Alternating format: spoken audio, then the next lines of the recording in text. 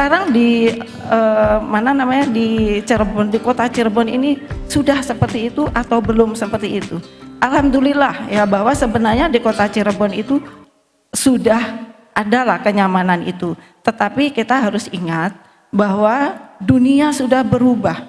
Jadi kenyamanan yang sudah ada sekarang itu harus terus ditingkatkan. Karena persaingan ada di mana-mana, dan untuk memenangkan persaingan itu kita harus terus beradaptasi dan harus merubah diri. Kemudian ini ya, kalau saya melihat di Cirebon ini, di kota Cirebon ini, Mas Rio ya, bahwa di sini itu nanti kan fokusnya ada pada pengembangan sektor pariwisata, perdagangan dan industri. Tetapi saya melihatnya, karena saya sebagai ketua di Jabar dan sudah keliling ke seluruh kota dan kabupaten yang ada di Jabar, maka saya tahu persis bahwa di kota Cirebon ini tidak bisa sendiri, harus melakukan kerjasama, tidak hanya pentahelix internal Cirebon, tetapi juga multi helix antar daerah. Kenapa? Karena kalau kita memang mau mendirikan daerah yang berbasisnya ada di sektor pariwisata misalnya, kita membutuhkan orang-orang turis yang datang. Turis yang datang itu siapa? Dari daerah lain. Daerah lain siapa? Di Kabupaten Cirebon contohnya, banyak sekali pabrik-pabrik yang punya ribuan karyawan. Bisa diajak kolaborasi untuk berkunjung ke Cirebon, ke kota Cirebon, untuk kemudian melakukan kerjasama berupa pembangunan tempat wisata atau berkunjung ke tempat wisata atau kuliner yang ada di kota Cirebon. Karena itu saya sangat berharap bahwa kota Cirebon itu betul-betul bersiap diri untuk menyambut hal-hal yang seperti itu dengan cara apa? Dibangun yang lebih baik untuk perhotelannya, kemudian untuk tempat wisatanya, dan mungkin juga untuk daerah-daerah yang entertainment itu perlu untuk ditingkatkan. Jadi saya di sini juga sangat senang ya, bahwa ini pertama dalam hidup saya bisa bertatap muka dengan ketua RT RW yang luar biasa, yang jumlahnya begitu banyak, dan saya juga beranggapan bahwa semua ketua RT RW ini adalah para ujung tanduk pembangunan daerah, sehingga kolaborasi RT RW ini dengan masyarakat akan menjadi simpul-simpul pembangunan yang kalau itu disatukan maka akan menjadi sebuah mahakarya, menjadi sebuah kesuksesan yang luar biasa. Jadi itu Mas ya, tepuk tangan dong untuk semua RT RW kita ya. Jadi saya juga berharap, karena kita punya banyak PR ya di Cirebon, jadi saya berharapnya bahwa di kota Cirebon kelak akan memiliki pemimpin-pemimpin yang memiliki kapasitas dan cara berpikir, mindset, behavior yang sifatnya itu mendunia gitu. Karena apa? Tidak bisa lagi kita memakai cara pikir yang lama.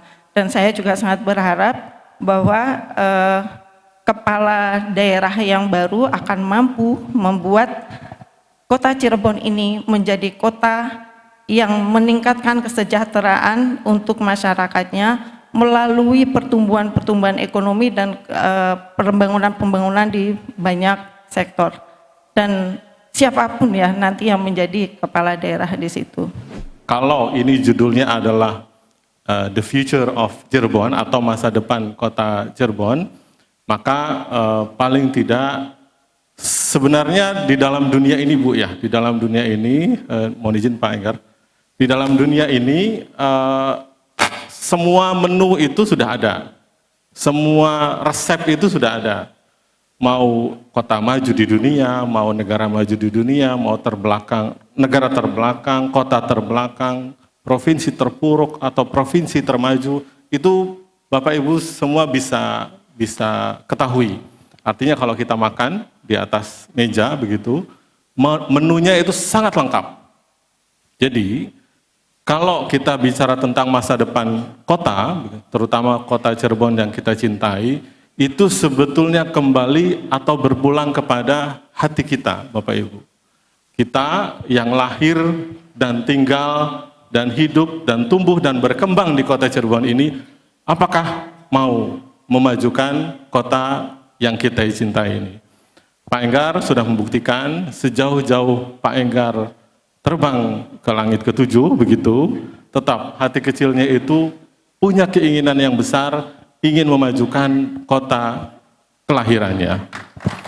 Saya yakin Bapak Ibu juga demikian, karena kita memang hidup di sini. Kemudian berikutnya kita juga memikirkan anak cucu kita ke depan. Nah, Bapak Ibu sekalian, karena tadi menu ceritanya, menu makanan, maka tergantung nanti siapa pimpinan daerahnya. Mudah-mudahan tokoh yang pernah memimpin kota Cirebon yang ada di tengah-tengah kita bisa menjawab harapan kita, Ibu Heti Herawati ya, begitu, tentang kota ini 5 atau 10 atau bahkan 50 tahun ke depan. Karena cita-cita Indonesia Emas itu lumayan jauh, 2045 kan begitu.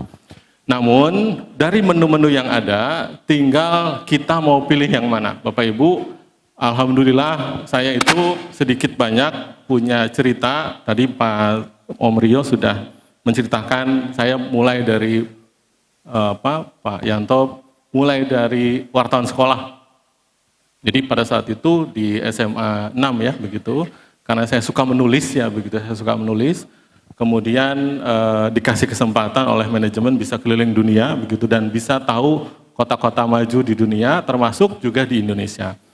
Nah, kita mau cerita kota maju di dunia, ada namanya Estonia, Bapak Ibu. Estonia itu negara kecil. Itu urusan hidup, lahir, hidup, tumbuh, berkembang sampai meninggal, itu semua diurus oleh negara, diurus oleh pemerintah dengan teknologi yang modern. Itu cerita kota maju, negara maju yang negaranya kecil. Kemudian kita juga punya Davos ya di Swiss. Kota itu kota kecil di Swiss, Bapak Ibu sekalian. Davos itu selalu jadi tempat pertemuan negara maju di dunia. Jadi kalau Bapak Ibu mau tahu pengendali ekonomi dunia itu sedikit, hanya ada 7 atau 8. Itu kumpulnya di Davos. Kemudian para pelaku ekonomi dunia juga dalam World Economic Forum itu kumpulnya juga di Davos. Padahal Davos itu kota kecil di Swiss, tapi dia punya kelebihan alamnya tenang, airnya bersih, pegunungan indah, udaranya segar, dan seterusnya dan seterusnya. Kayaknya sama kota Cirebon itu beda-beda dikit lah Bu ya. Tapi Davos itu bisa menjadi magnet mengundang pertemuan para tokoh besar dunia di kota itu. Padahal sumber daya alamnya itu ya segitu-gitu itu ya begitu. Kemudian kita bicara lebih kecil lagi di kawasan, mungkin ada Singapura, Bapak Ibu tahu semua. Kemudian di Indonesia, kita lebih kecil lagi, lebih mikro. Di Jawa Barat. Nah, di Jawa Barat, Bapak Ibu sekalian, ada sebuah kota yang saya kenali 15 tahun yang lalu, ketika masih liputan begitu. Kota itu kota terbelakang. Dari 27 kota kabupaten yang ada di Indonesia, itu tertinggal. Pemerintah daerahnya itu pusing nyari pendapatan asli daerah untuk menghidupkan pembangunan daerah. Mungkin pendapatannya itu terbesar dari hasil jualan tahu, Bapak Ibu. Bapak Ibu tahu, pasti udah nebak ya, tahu itu. Kota apa Bapak Ibu? Nah, Sumedang. 15 tahun yang lalu tuh susahnya pemerintah itu bukan main nyari pendapatan asli daerah. Tapi 15 tahun kemudian atau sekarang, kota itu menjadi kota yang terhebat di Indonesia. Nomor 1 di Indonesia. Apa urusan hebatnya? Kota itu meskipun demografinya desa, gunung, hutan, sawah, masyarakatnya juga berpendidikan tidak tinggi, tapi paling digital di Indonesia. Artinya apa, Bapak Ibu sekalian? Jadi, kalau kesimpulannya Om Rio, kalau kita memang mau kota kita ini maju, terutama Bapak Ketua RT, Ketua RW, dan pimpinan-pimpinan daerah kita, para tokoh masyarakat kita, punya keinginan dan kecintaan yang sama, maka insya Allah menu yang terbaik yang akan dipilih untuk bisa memajukan Kota Cirebon 5, 10, 25, 50 tahun mendatang.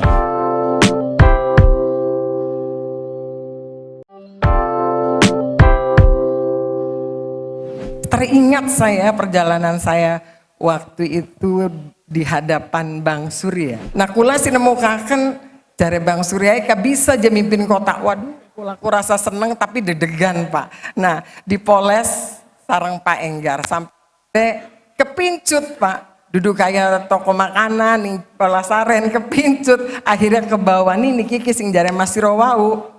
Bu Eti dari pengusaha tiba-tiba kecelakaan yang membawa saya bersama Bapak Ibu dan bertanggung jawab. Ternyata dari hati nurani yang paling dalam Pak. Saya persembahkan sepanjang 2014 saat itu ya. Dewan terus sampai proses sampai sekarang.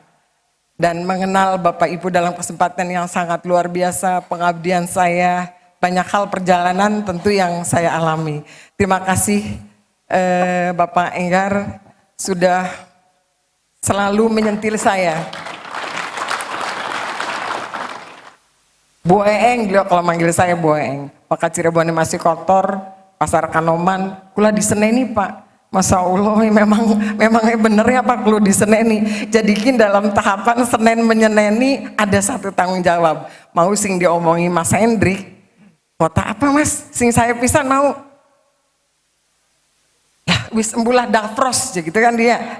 Namun Bapak Ibu mengenali permen dapros ya Pak. Nah, kotanya pengen kayak dapros kepriben aja. Nah, niki dan tentu terima kasih yang saya hormati. Alhamdulillah Mbak Yu saya, Mbak Ning, matur suwun wis ayu, pinter, mimpin perusahaan dan akeh anak buah Pak. Tuh laki bakatnya urusan demo karyawan, ting Kerawang segala macam nih hebat luar biasa. Tentu menginspirasi saya dan terima kasih Bu Ning sudah hadir di Kota Cirebon bersama Bapak Ibu hebat di Kota Cirebon. Tadi saya sedikit mengutip Mbak Ning bahwasanya untuk iklim berusaha, untuk sebuah kemajuan, Asosiasi Pengusaha Indonesia berharap Cirebonnya adalah kondusif. Nah, harapan ini tentu harus kuatkan betul-betul bahwa Cirebon ini siap untuk bisa memfasilitasi semua ya Bu. Infrastrukturnya dan juga pengusahanya semua harus disiapin. Dan ini menjadi hal yang harus Pak. Kenapa saya sampaikan? Cirebon ini luasnya tidak luas, 5 kecamatan, 22 kelurahan, terus luasnya 40 km saja. Tapi wilayah ini menjadikan daya tarik yang sangat sungguh luar biasa. Pergerakan orangnya begitu luar biasa karena memang dari Kabupaten Cirebon, Indramayu, Kuningan, Majalengka, ini menjadi satu hal magnet yang luar biasa. Jadi tidak heran kalau Apindo Provinsi Jawa Barat melirik Kota Cirebon menjadi salah satu aset pergerakan para pengusaha hebat. Karena boleh Cirebonnya kecil, tapi pengusaha di sekitar wilayah ini memberikan daya tarik sendiri Mbak Ning. Pabrik-pabrik kita, apalagi dari Provinsi Jawa Barat. Apa tuh Mas Hendrik, karena biasa dengan Pak Gubernur. Untuk apa Mas Hendrik namanya sampai lupa. Wisue Blinding Balai Kota Pak jadi kulek lalen. Ada program apa Mas? Yang Patimban dan lain-lain. Nah, segitiga rebana. Tentu kalau ini terjadi, Cirebon adalah sebagai magnet yang betul-betul. Dan tidak salah kalau hari ini Apindo menghadirkan Bapak Ibu hadir di sini untuk bagaimana Kota Cirebon ini menantang ke depan di masa era digitalisasi. Tentu para pengusaha muda, para anak-anak muda, para ibu-ibu punya peran serta untuk ini. Saya menyampaikan rasa terima kasih Apindo betul-betul memberikan peluang berkumpul dan berdiskusi di sini dengan Bapak Ibu. Mudah-mudahan dari sini adalah keluar pencerahan yang tentunya bisa menginspirasi kita semua. Memberdayakan secara positif dan berdialog dengan seluruh RT dan RW.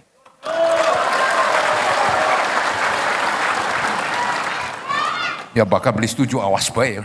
Saya mau disclaimer dulu, saya mau menyatakan dulu bahwa saya tidak mewakili partai politik apapun karena saya sudah tidak berpartai. Oh jadi aman bleh. Nah, jadi memang kalau bakal urusannya pembangunan kota, sebenarnya tergantung pada figur. Partai ini numpang lewat peng, jadi untuk kereta saja. Nah jadi figur-figur yang dipilih. Nah ibu bapak dan saudara sekalian, kami berdua, saya dengan Pak Rio, mempunyai sahabat yang berkontribusi. Saya terpilih menjadi anggota DPR RI Dapil Jabar 8, yaitu Mas Yanto. Mas, sapa dulu Mas.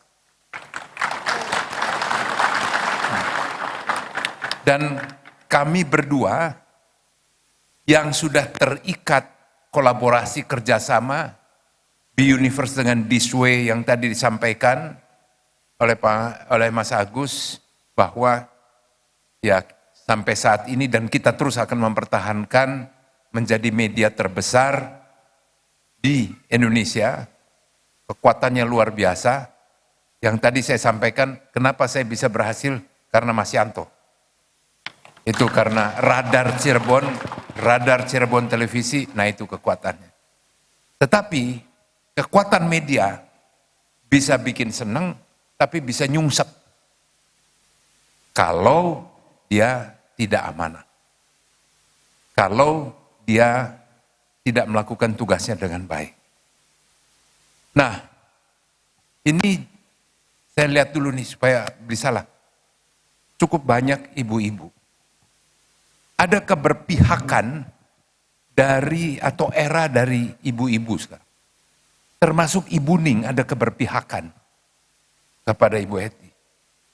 Karena Ibu Ning juga yang menyusun dan diminta pemikirannya untuk apa namanya tadi itu bukan Pratiman apa? Rebana. Kalau Ibu Ning tidak bisa, maka rapat Rebana ditunda. Ini hebat teman. Nah disitulah barangkali ada ketertarikan Cirebon. Kemudian disitulah saya secara subjektif saya mempengaruhi bahwa Cirebon bisa dilakukan asal bisa dapat pemimpin yang baik, karena dalam pertumbuhan ke depan Cirebon akan bisa menjadi titik sentral. Catatannya nitip ning ibu bapak RT RW, jaga kondisi, bikin iklim usaha yang bagus. Sebab kalau ada investasi, pengunjung banyak, maka akhirnya warga-warga Cirebon KB itu akan menikmati.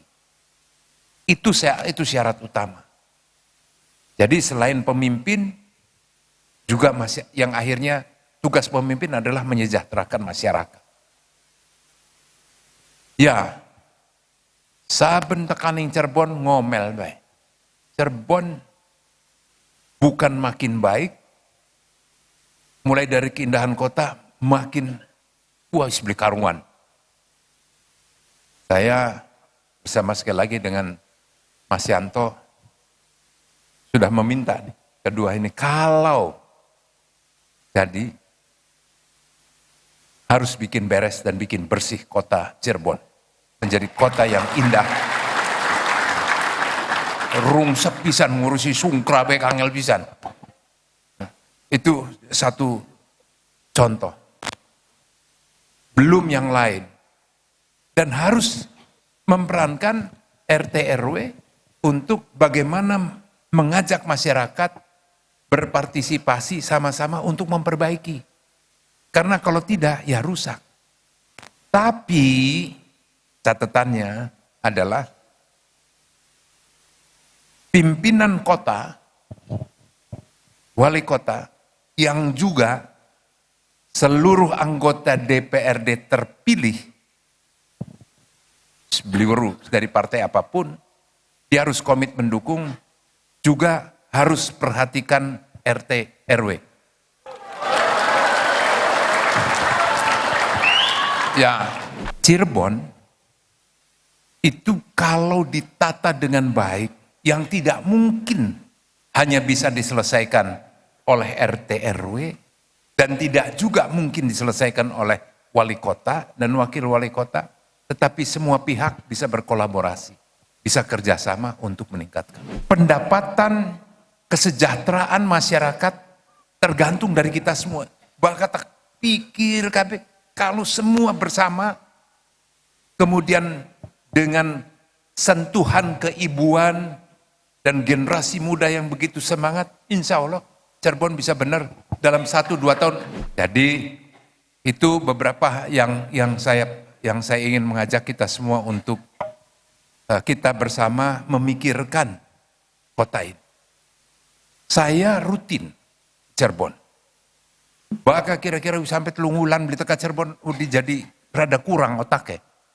Karena perlu mangan tahu gejrot, sega jamblang, pal gentong, sampai docang kita. Wong ngomong docang, wah wis lah poke.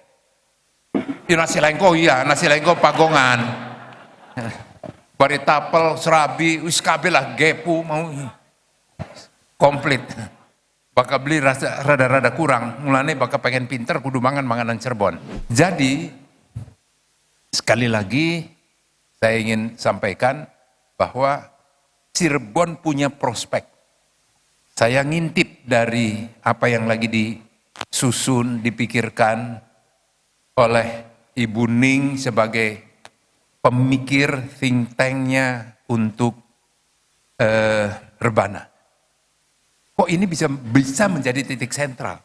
Tapi orang, semua investor, semua pengusaha bisa mundur kalau Cirebonnya kayak begini. Pertaruhan masa depan itu ada di kita, ada di sini semuanya.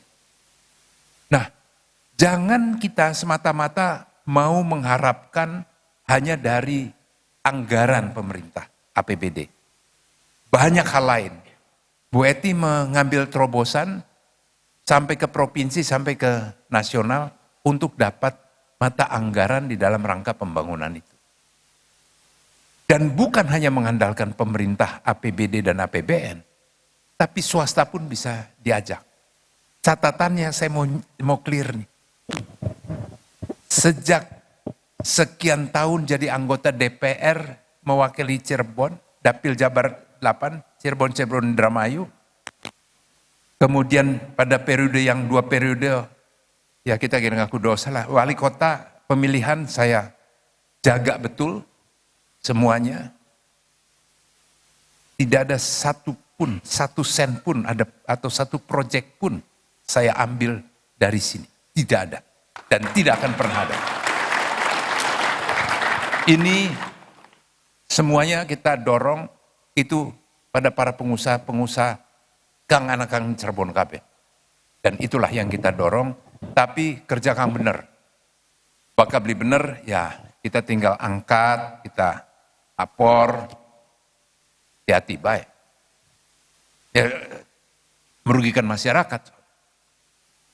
Jadi mari kita kembangkan kota Cirebon sebagai kota kebanggaan. Sebelum tahun 65, kota Cirebon pernah menjadi juara kota yang bersih dan tertib. Sebelum 65. Semakin lama semakin hancur. Sedih kita. Bangunan-bangunan heritage dibongkar. Waktu pun kita ngamuk nih wali kota. Jawabannya siap bang, aja siap-siap baik. Siap-siap tetap baik dibongkar. Kita kehilangan jejak sejarah. Kalau mau, ya bangun aja di tempat lain. Tetapi jangan merusak itu. Nah, kalau ini semua baik, rasanya begitu gampang ini untuk menarik wisatawan. Seperti tadi disampaikan, Davos. Saya kebetulan pernah ke sana dan marah-marah. Karena hal sekali, tapi terpaksa kita bikin, saya harus datang ke sana untuk satu konferensi internasional yang kemudian saya lapor kepada Bapak Presiden, Pak kita pindah, kita bukan pindah kan nggak mungkin. kita bikin tandingan, kita bikin yang sama di Bali. Karena Bali itu bisa kita jual. Ya, catatannya waktu itu adalah sesudah itu perlu ada persiapan dan pembangunan itu juga harus merata. Yang kemudian Bapak Presiden dengan keberhasilannya G20 dilakukan, ASEAN dilakukan, nama kita semakin baik. Dari semua itu maka kita bisa ngambil peluangnya. Orang bisa datang. Saya banyak mau mengajak orang asing dan sebagainya untuk datang Cirebon. Tapi kita udah diisin dewek. Sebab semua juga tahu, saya membanggakan Cirebon, kota yang paling indah di dunia. Nah, sekarang kita menatap masa depan Cirebon dengan lebih baik lagi. Tapi kita juga berharap pemimpin yang akan ada ini benar-benar amanah. Yang pasti, bisa ngomel maning, sanggup nggak? Sanggup ya Riki. Bakal beli. Kita mari Mas Yanto, ya iki akan be ancam, awas be. Dan kita kerahkan semua RT RW. Bakal beli benar ya. Terima kasih.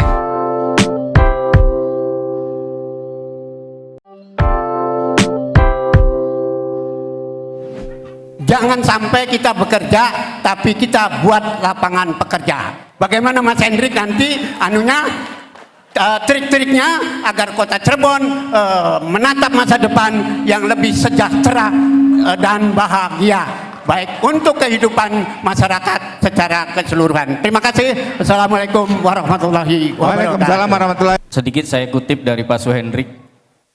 Tadi kita adalah RT RW itu adalah ujung tombak ya Pak ya. Kalau ibaratnya kita itu tadi bicaranya menu ya tadi. Oke. Perkenalkan Pak, Ibu Eti, Pak Enggar, salam hormat saya.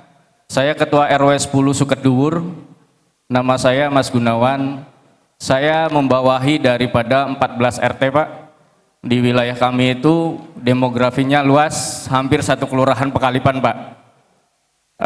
Beberapa poin yang harus mungkin saya mewakili dari RT dan RW, terutama ketika pilkada hadir, itu pasti KTP-nya KTP kota Pak, bukan kabupaten. Bener nggak? Tapi ini beberapa yang saya pelajari Pak. Kalau bicara menu, ya kan, artinya menu itu kan ada bumbu Pak, ya kan. Nah di lapangan ini Pak, yang saya lihat itu tata kelola kayak parkir saja, itu kenapa kami ini selaku RT RW itu kan punya Karang Taruna Pak, kenapa tidak dilibatkan untuk mengelola artinya parkir Pak. Yang saya baca itu kebanyakan orang kabupaten gitu loh, itu yang pertama ya. Tadi kan kita bicaranya masalah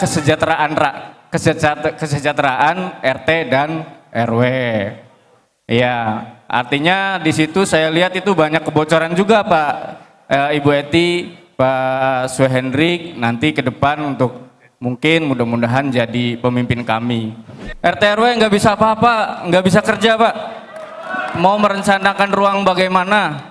Sementara kami sudah tidak ada di situ. Ya artinya saya mewakili mungkin teman-teman yang ada di forum kecil ini, mudah-mudahan didengar supaya kota Cirebon lebih baik. Mungkin itu saja yang bisa saya sampaikan. Apa yang penting dilakukan dalam mempercepat pembangunan kota Cirebon di tengah banyaknya perubahan dan tantangan? Oh, ya, siap. Mudah-mudahan dapat jawaban yang lebih baik. Ya, terima kasih. Wassalamualaikum warahmatullahi wabarakatuh. Saya berharap selama saya duduk, karena mungkin ada beberapa kasus juga sebetulnya sih. Ini yang menjadi salah satu perhatian dari pemerintah kota, mungkin kabupaten, kalau kabupaten adanya dana desa. Tapi saya tentu ini bawal, semuanya kalau diturunkan semuanya harus aman ya Pak. Nah ke depan itu harus aman. Aturannya saya menyampaikan ke teman-teman, nah harus nih ke depan memang harus ada pendampingan hukum, pengawasan dan monitoring yang harus kita buat. Insya Allah Pak, nanti itu dibuat dulu aturan-aturannya. Jadi kalau di dana desa itu pendampingannya harus ada. Karena jangan sampai bapak-bapak tidak melaporkan atau melaporkannya salah, ini kan jadi persoalan hukum ke depan. Insya Allah, tapi juga tentu ini harus dikaji dulu, sesuai aturan. Tapi kalau seandainya yang tadi yang pemerintah kota baru menjalankan 2%, dari 2% itu dari anggaran APBD kota. Sementara baru 5% harusnya secara undang-undang. Kita masih 2%. Kemungkinan untuk kesejahteraan RT RW di lapangan ini 3% isi masih mencukupi Pak ke depan. Kalau perekonomiannya tadi kita bagus, sisanya yang 3% didorong secara aturan itu bisa 5%. Nah ini mungkin teman-teman DPR juga sama, karena kebutuhan bawal itu tidak menyangkut pemerintah kota, kepentingan teman-teman DPR ini di paling garda terdepan. Saya insya Allah karena saya memang selalu hadiri tengah-tengah warga masyarakat, taruh kata turun ke lapangan, persoalan-persoalan yang sangat krusial. Memang ini menjadi sebuah persoalan RT RW adalah persoalan bawal. Tapi Bapak Ibu juga mau selamatkan itu, tidak mau bawal untuk sekarang tiba-tiba Bapak Ibu ada kendala apapun. Jadi ini yang sangat penting adalah regulasi saya harus diberesin dulu. Untuk pendampingan dan lain-lain ini harus ada. Biar kalau toh ada hibah berjalan 1 tahun, ada aturannya, kalau nggak 1 tahun boleh, 1 tahun tidak. Kalau masuk di hibah Pak, ini kita masuk ada. Tapi kalau kita masuk di 5 atau kita masuk di peruntukannya berbeda, itu masuk di kecamatan barangkali, karena kelurahan kan nggak ini ya, ada di kecamatan. Tapi insya Allah ini menjadi PR kita bersama. Nah, khusus untuk yang tantangan hadapi begitu banyak masalah kan, tantangan, kemudian memang dunia kita itu dunia disrupsi ya. Dunia kita sekarang itu sangat rapuh Bapak Ibu, sangat mudah patah kalau kata anak muda, sangat mudah juga gagal move on, ya begitu. Sekarang tantangan kota masa depan di berbagai belahan dunia itu adalah ini. Yang pertama itu public health threat, atau ancaman kesehatan yang kemarin kita sudah sangat terpuruk, Bu. 2 tahun kena COVID itu menjadi bukti bahwa kita itu manusia sebenarnya sangat rapuh. Ekonomi berhenti, Bapak Ibu nggak bisa nyari nafkah, keluarga juga begitu, Apindo Asosiasi Pengusahanya juga demikian, begitu. Kemudian yang kedua, teknologi Bapak Ibu. Jadi teknologi sekarang sudah semakin sangat canggih ya begitu. Tadi saya cerita Sumedang, kota terbelakang yang kemudian menjadi kota terdigitalisasi terbaik di Indonesia, itu bukti bahwa teknologi itu menjadi bagian yang tidak mungkin lagi terpisahkan dari pengelolaan sebuah daerah. Jadi kalau kota ini mau maju, Bapak Ibu, kalau Bapak Ketua RT dan RW ini mau maju, maka mau tidak mau harus ramah dengan teknologi, artinya tidak menolak perkembangan zaman. Kemudian yang ketiga itu climate change, perubahan iklim, Bapak Ibu. Para kepala negara, para kepala pemerintahan, para aktivis dunia lingkungan, sekarang itu setiap tahun pusing mikirin soal perubahan iklim. Setiap tahun rata-rata permukaan air laut di dunia itu naik 3 meter. Naik 3 meter setiap tahun, rata-rata permukaan air laut di dunia. Bayangkan kota-kota yang hidup di tepi pantai, kota-kota yang hidupnya kita juga akan sama, itu mungkin saja 100 tahun ke depan sudah tidak ada. Kota Venice, kemudian ada ada Belanda ya terutama juga begitu yang sudah berhasil. Jadi 3 ini Bu, 3 ini yang menjadi tantangan kita. Kalau seandainya 3 hal ini kita abaikan, maka sebuah keniscayaan kota tadi sudah di-highlight oleh Pak Enggar, sudah terpuruk maka akan semakin sangat terpuruk begitu. Kemudian yang kedua Ibu, saya itu mohon izin 8 tahun menilai kemajuan sebuah kota di 27 kota kabupaten di Jawa Barat. Saya selama 8 tahun menilai kemajuan kota di Jawa Barat. Selama 3 periode gubernur, mulai dari Pak Ahmad Heriawan, Pak Ridwan Kamil, dan terakhir sekarang Pak B. Mahmud. Sampai sekarang pun saya masih menilai Bu, di Jawa Barat. bagaimana perjuangan pengelola kota atau kabupaten selama periode kepemimpinan itu diukur setiap tahun, dan selama 8 tahun saya alhamdulillah dikasih kesempatan untuk melihat siklus maju, tumbuh, dan berkembangnya setiap kota, termasuk masyarakat di dalamnya. Jadi artinya apa? Selama 8 tahun itu juga Bapak Ibu, alhamdulillah kota Cirebon tidak pernah muncul di permukaan. Dan ternyata sudah tahu jawabannya. Jawabannya itu Bu Ety masih jadi wakil wali kota. Jadi ke depan kalau beliau terpilih menjadi kepala daerah, insya Allah kota ini akan maju. Jadi selama 8 tahun itu juga Bapak Ibu ya, apa yang membuat kita perlu menitipkan mimpi-mimpi yang begitu besar baik dari keluarga, anak istri, handai tolan, dan anak cucu kita kepada pemimpin, itu sangat wajar. Karena setelah hasil penelitian, Ibu, selama 8 tahun pengalaman itu, 70% hal yang menentukan dari maju, tumbuh, dan kembang atau matinya sebuah kota itu sangat dipengaruhi oleh pengambil keputusan, kebijakan. Siapa Bapak Ibu yang berhak mengambil sebuah keputusan atau kebijakan itu? Kepala daerah. Maka kalau kita mau maju, kota Cirebon ini tidak mau tertinggal, harus benar-benar memilih kepala daerah yang bisa dititipi oleh mimpi-mimpi terbaik bagi anak cucu kita. Itu yang kedua. Yang ketiga, Bapak, Ibu kan ketua RT dan ketua RW, ya. Seizin Ibu Ety nanti ke depan kalau diizinkan begitu. Kalau saya bisa menilai pemerintah kabupaten kota se-Jawa Barat selama 8 tahun itu, 27 kabupaten kota, kenapa kita tidak menilai RT RW yang serius memimpin daerahnya masing-masing?